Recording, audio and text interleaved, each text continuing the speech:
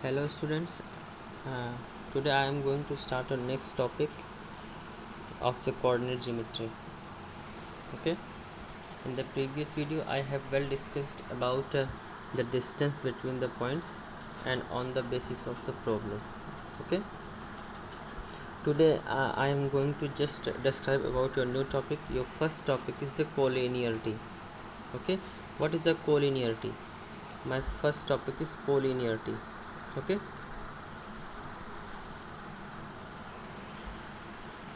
what is the meaning of collinearity? Suppose there is 3 point 1, 2 and 3. Okay, if I draw a line and this line passes through all these 3 points, then I will say that point A, point B and point C is collinear. Okay, मतलब दो या दो से ज़्यादा दो line से तो दो पॉइंट से तो एक लाइन पास होनी ही होनी है, मगर दो से ज़्यादा लाइन दो से ज़्यादा पॉइंट से पास होने वाली अगर कोई लाइन पास होती है तो हम कहेंगे वो सारे पॉइंट कैसे हैं, कोलिनियर हैं. ठीक है ना. अच्छा, तो कोलिनियरिटी के केस में आपको करना क्या है? अभी फ़िलहाल आपने जितना पढ़ रखा है उस लेवल पे अगर मैं बात करूँ तो कोलिनियरिटी के लिए आपको सीधा सीधा एक फंडा अपनाना होगा. अब वो सीधा सीधा करना क्या है, आपके पास दो पॉइंट होंगे, एक पॉइंट यहाँ होगा, एक पॉइंट यहाँ होगा और एक पॉइंट यहाँ होगा. ठीक, इन तीनों पॉइंट से आपको प्रूव करना है कि ए बी एंड सी इस कोलिनियर पॉइंट. तो आप कैसे करेंगे? आपको ए के कोऑर्डिनेट पता होंगे x1, y1, बी के कोऑर्डिनेट पता होंगे x2, y2. ठीक, ऐसे सी के पॉइंट पता होंगे x3, y3. आपके पास ए बी सी के कोऑर्डिनेट पता है और क्वेश्चन आपसे पूछा जा रहा है प्रूव कीजिए ए बी सी ये कोलिनियर है. तो कोलिनियर के लिए आपको क्या निकालना होगा? कोलिनियर के लिए आपको सबसे पहले ए बी की डिस्टेंस निकालनी होगी. ठीक, ए बी की डिस्टेंस आप डिस्टेंस फार्मूला से निकाल सकते हैं. ठीक, कैसे निकालेंगे? x1 माइनस x2 का square plus y1 minus y2 का स्क्वायर डिस्टेंस फार्मूला से. ऐसे आप बी सी कैलकुलेट करेंगे. ठीक, ऐसे आप ए सी कैलकुलेट करेंगे. मतलब आपको ए बी कैलकुलेट करना है, फिर बी सी कैलकुलेट करना है, फिर ए सी पूरा कैलकुलेट करना है डिस्टेंस. ठीक है ना. फिर आपको दिखा देना है कि ए सी के बीच की जो डिस्टेंस है वो distance A B plus B C की लेंथ के इक्वल है. अगर ये केस फॉलो होगा तो आप कहेंगे कि ये तीनों पॉइंट कैसे हैं, कोलिनियर हैं. ठीक है ना. क्योंकि आपको पता है कि 3 पॉइंट से होके आप कौन सी ज्योमेट्री बना सकते हैं, ट्रायंगल बना सकते हैं. ठीक, ट्रायंगल में होता क्या है, दो साइड का सम तीसरी साइड से बड़ा होना चाहिए. ठीक, अगर दो साइड का सम तीसरी साइड से बड़ा है तब तो ट्रायंगल बनेगा, और अगर दो साइड का सम तीसरी साइड के इक्वल हो जाए तो उस केस में ये तीनों पॉइंट ये वाले और ये वाले पॉइंट कैसे होंगे, कोलिनियर हो जाएंगे. ठीक है ना. तो क्वेश्चन में अगर आपको 3 पॉइंट दिए जाते हैं, आप कहता है प्रूव कीजिए कि ये पॉइंट कोलिनियर है, तो आपको अलग अलग पॉइंट के बीच की डिस्टेंस निकालनी है. यहाँ मैंने ए बी के बीच की डिस्टेंस निकाली है, फिर बी सी के बीच की डिस्टेंस निकाली है, फिर पूरी डिस्टेंस निकाली है. मुझे दिखाना क्या है, ये जो पूरी डिस्टेंस ए सी है वो इनके सेगमेंटल डिस्टेंस के सम के क्या है, इक्वल है. तो ये लाइन कैसे हो जाएंगी, ये पॉइंट कैसे हो जाएंगे, कोलिनियर हो जाएंगे. ठीक है ना. तो कोलिनियरिटी एक जनरल सा कॉन्सेप्ट है, आगे चल के आप कुछ और इस बारे में पढ़ेंगे. फिलहाल आपके अभी तक आपने जितना पढ़ा है डिस्टेंस फार्मूला ही पढ़ा है, तो डिस्टेंस फार्मूला के बेसिस पर आप कोलिनियरिटी की ये केस को फॉलो कर सकते हैं. ठीक है ना. अगर मैं आगे की बात करूं, आगे के केस में क्या है, आगे के केस में है आपको सेक्शन फार्मूला पढ़ना है. क्या पढ़ना है, सेक्शन फार्मूला. इस सेक्शन फार्मूला क्या होता है? सेक्शन फार्मूला का मतलब होता है, सेक्शन का मतलब क्या होता है कि आपके पास एक लाइन सेगमेंट होगा और उस लाइन सेगमेंट के बीच में आपको कोई एक ऐसे पॉइंट का कोऑर्डिनेट निकालना होगा जो इस लाइन सेगमेंट को गिवन रेशियो में डिवाइड करता है. मैं कहता हूँ मेरे पास आपके पास एक लाइन सेगमेंट है, ये ए है, ये ए पॉइंट है, क्या है बी पॉइंट है। मेरा क्वेश्चन है कि इस ए और बी के बीच में आपको एक पॉइंट सी ऐसा निकालना है जो इसको m और n के रेशियो में डिवाइड करता है, मतलब m रेशियो n के में डिवाइड करता है। ठीक, मतलब समझ रहे हैं। अभी मैं इस पर बेस्ड आपको कुछ छोटा मोटा क्वेश्चन भी बताऊंगा।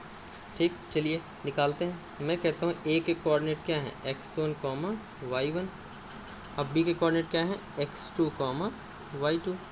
ठीक, और सी का कोऑर्डिनेट आपको निकालना है। मान लेते हैं x, क्या है y। ठीक, क्वेश्चन फिर से सुन लीजिएगा। ए और बी के कोऑर्डिनेट गिवन है और आपको इस ए और बी के सेगमेंट के बीच में एक पॉइंट सी ऐसा निकालना है जो इस गिवन लाइन सेगमेंट को m रेशियो n में डिवाइड करता हो। ठीक, तो कैसे निकालेंगे, इसे कहते हैं सेक्शन फार्मूला। कैसे करेंगे, जो x की वैल्यू होगी वो कैसे होगी, x की वैल्यू निकालने के लिए आपको इन दोनों कोऑर्डिनेट के x कोऑर्डिनेट को देखना होगा। कैसे देखेंगे, n इंटू x1 ठीक, plus m into x2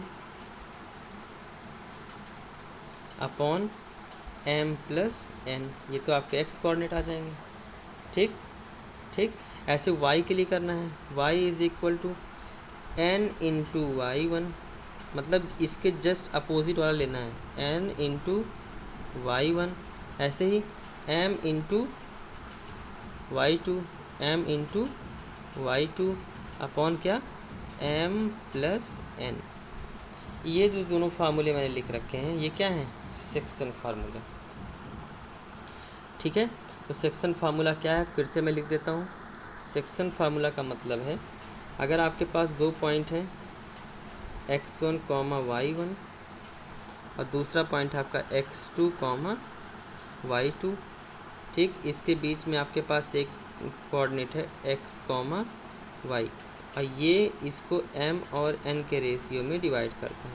given line segment को m और n के रेशियो में क्या करता है, डिवाइड करता है। तो इसके कोऑर्डिनेट कैसे निकालेंगे, सेक्शन फार्मूला से x is equal to n into x1 plus m into x2 upon m plus n। ठीक, ऐसे y इज इक्वल टू क्या करना है, n into y1 plus m into y2 upon m plus n। तो ये formula आप याद रखेंगे, इसी को हम क्या कहते हैं, सेक्शन फार्मूला। ठीक, किसी गिवन लाइन सेगमेंट को कोई पॉइंट अगर गिवन रेशियो में डिवाइड करता है तो आप उस पॉइंट को किसकी हेल्प से निकाल सकते हैं, सेक्शन फार्मूला की हेल्प से निकाल सकते हैं। ठीक, मैं इस पर कुछ क्वेश्चन करके दिखाता हूँ आपको। मैं कहता हूँ मेरे पास एक पॉइंट है 1, 2 और दूसरा पॉइंट है यहाँ पर 3, 4।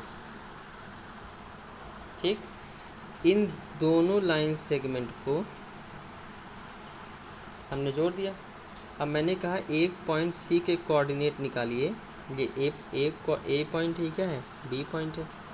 सी के कोऑर्डिनेट निकालने हैं जो इस गिवन लाइन सेगमेंट को 1:2 में डिवाइड करता है, मतलब m रेशियो n की वैल्यू मैंने कितनी दे रखी है, 1:2।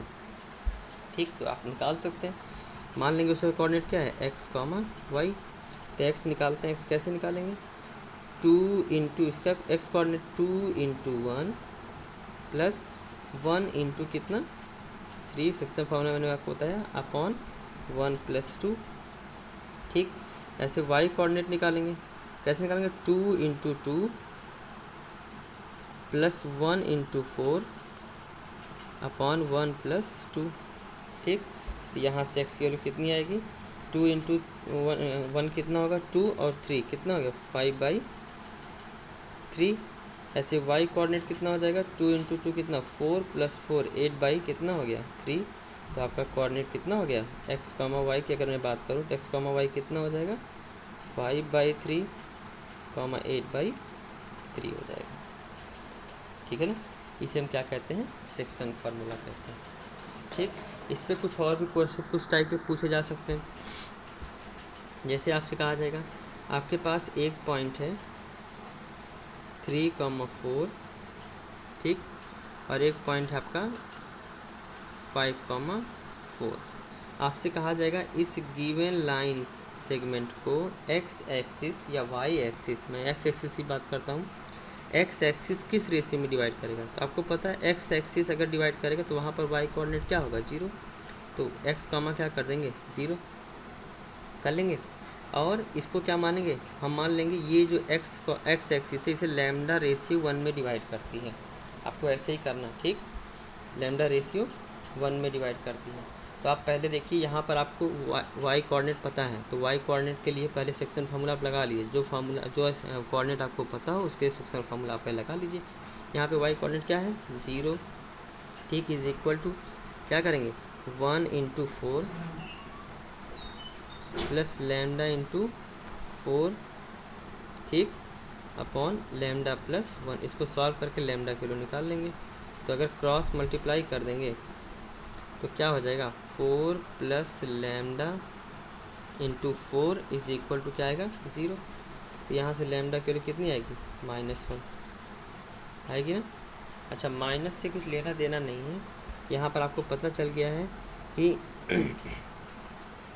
ये एक्स एक्सिस इसको 1:1 में डिवाइड करेगी, ठीक है। अच्छा, माइनस का मतलब ये भी 100 करेगा आपका, यहाँ पे ये एक्सटर्नली डिवाइड कर रही है।